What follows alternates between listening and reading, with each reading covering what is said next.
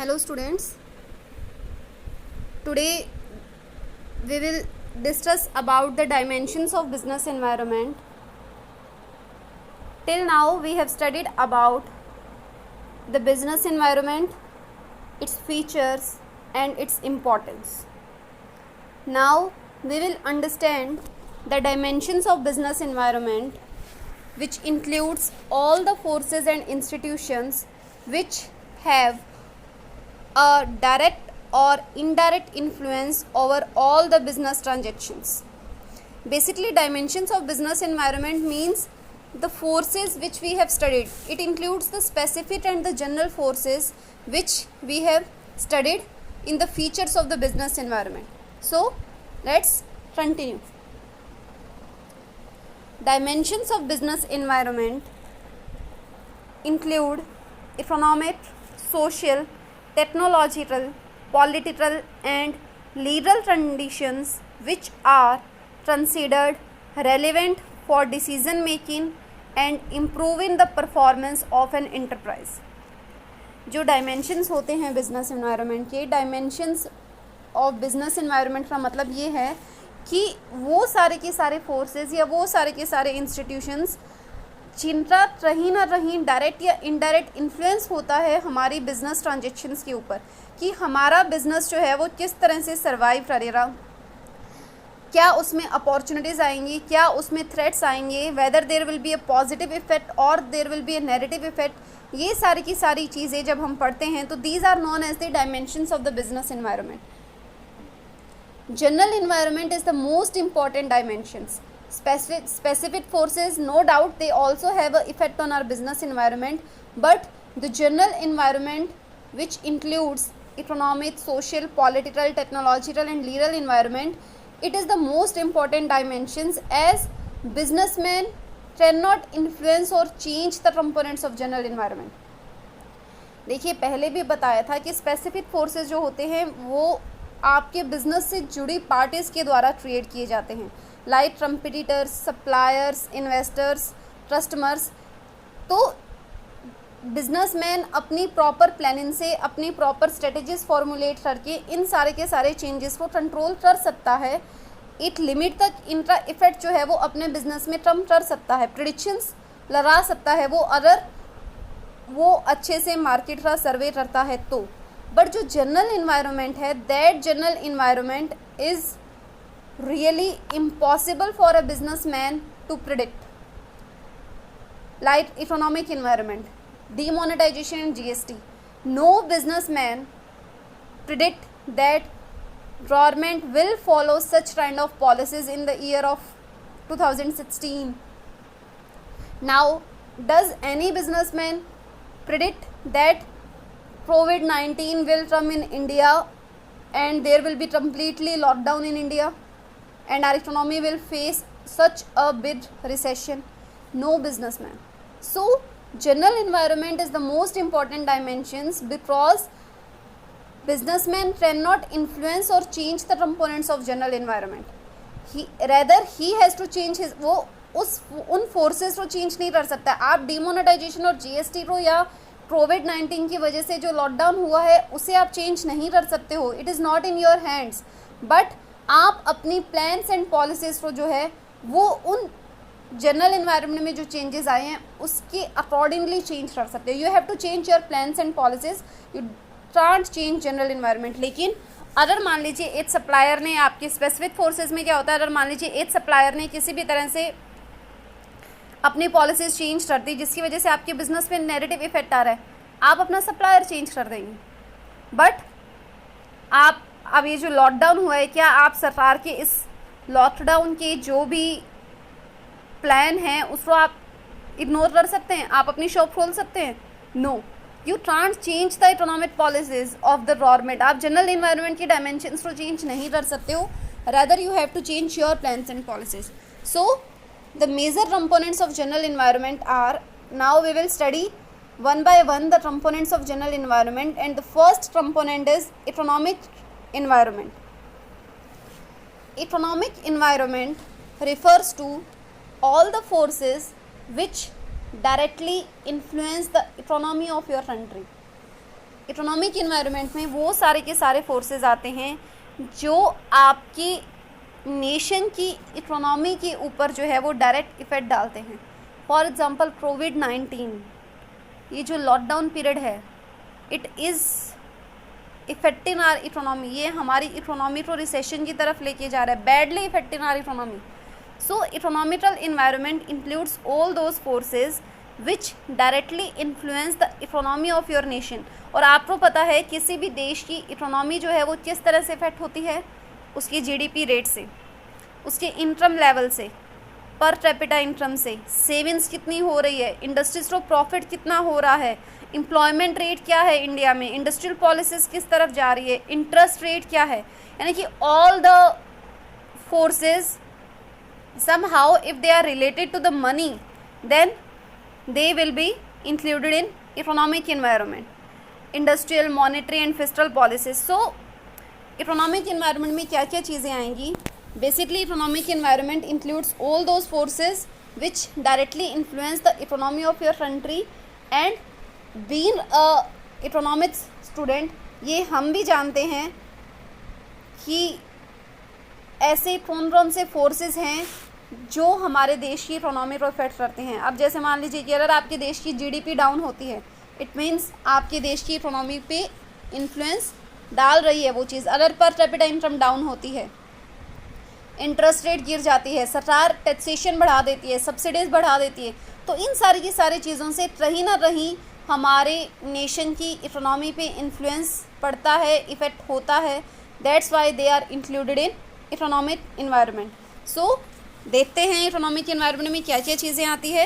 It includes inflation rate, interest rate, GST, डीमोनेटाइजेशंस.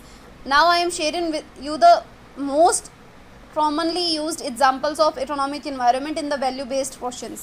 That is, increase in the GDP, high inflation rate, interest rate will be declined or whether they will be increased, GST, demonetization, banking sector, if there is any reform related to banks then it will be included in the economic environment. Monetary and fiscal policies that you will study in economics.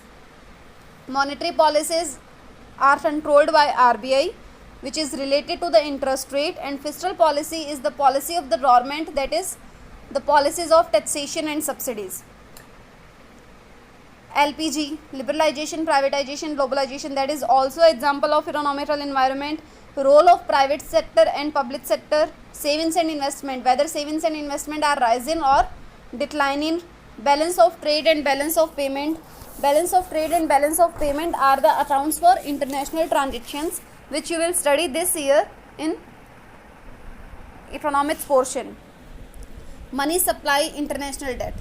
देखिए basically economic environment को पहचानने का एक ही तरीका है. Economic environment का सीधा सा मतलब ये है कि if there is anything, any change that will affect the money supply और that will affect the money or that include something related to money, that environment will be economic environment. जैसे मान लीजिए कि किसी भी कंपनी का profit जो है वो डिक्लाइनिंग की तरफ जा रहा है, डिक्लाइन कर रहा है, तो that will B example of economic environment. जहाँ पे सब कुछ जो है वो मनी से रिलेटेड है, तो that environment is known as economical environment, जिसमें आपके बेसिक एग्जाम्पल आते हैं per capita income, GDP, interest rate, banking sector reforms, demonetization, GST, LPG. Again I am repeating, listen carefully. GDP, per capita income, disposable income, interest rate, banking sector reforms, monetary and fiscal policies, LPG, demonetization, GST, savings and investment criteria, balance of trade and balance of payment, international debt, role of private and public sector, inflation and deflation rate. These are the basic example which will be used in your value based question. Okay, now as you can see in the diagram, there are basically 5 dimensions of business environment which we will study: economic, social, technological, political and legal. Components of economic environment आप देख सकते हैं, जैसा कि import and export, expansion of transportation and communication facilities. क्यों? Because transportation and communication facilities अगर expand होगी that will help your industrial sector, और जैसे ही इंडस्ट्रियल सेक्टर डेवलप्ड होगा प्रॉफिटेबिलिटी बढ़ेगी, प्रॉफिटेबिलिटी बढ़ने से जीडीपी बढ़ेगी, जीएनपी बढ़ेगी, आपके देश की इकोनॉमी डेवलप्ड होगी, and that will be included in your economic environment. Okay, now the second dimension is social environment. Social environment is included the social forces. Social forces means what are the customs and the traditions of the society in which the business is existing. किस society में, जिस society में आपका business prevail कर रहा है, आपका business establish हुआ है, वहाँ के क्या कस्टम्स और क्या ट्रेडिशंस हैं, that environment is known as social environment. What are the values, what are the customs, what are the traditions, what are the taste and preferences of the people, what is the education level, that is all these forces are included in social environment. For example, आप खुद देख लीजिए education level social environment में कैसे आता है. एक housewife है और एक वर्किंग वूमेन है. ओके, हाउसवाइफ की ड्रेसिंग सेंस में, फैशन में, और एक वर्किंग वूमेन की फैशन सेंस में there will be a lot of difference. Housewife कभी भी एक्सेसिव एक्सपेंडिचर जो है वो नहीं करेंगी अपनी एसेसरीज पे या कपड़ों पे, फैशन पे, किसी भी चीज़ पे, बट एक वर्किंग वूमेन जो है वो अपने आप को अप टू डेट रखेगी. सो चेंज हुआ ना एजुकेशन लेवल से सोशल एनवायरनमेंट. क्यों?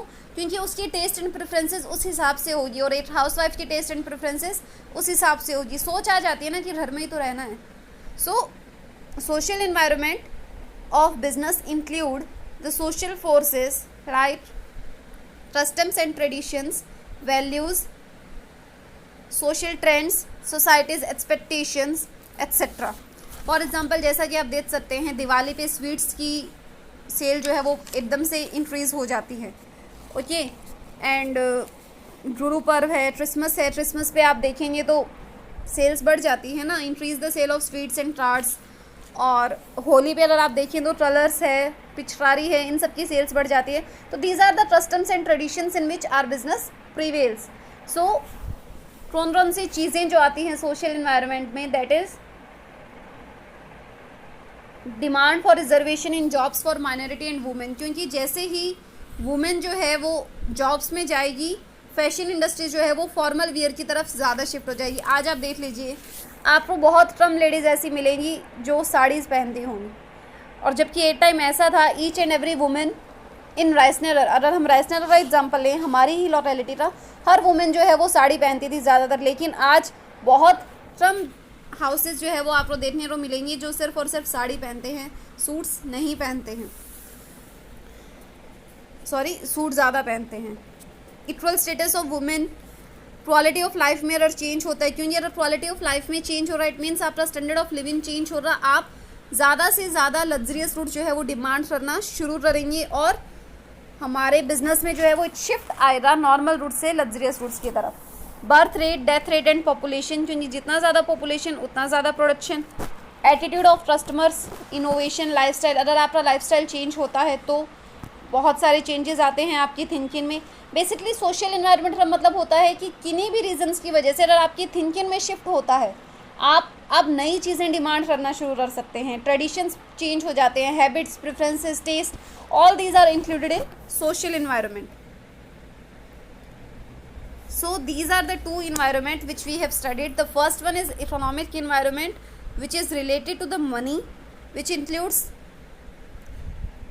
GST, demonetization, banking reforms, monetary policies, fiscal policies. And the second one is social environment, which includes the customs and the traditions.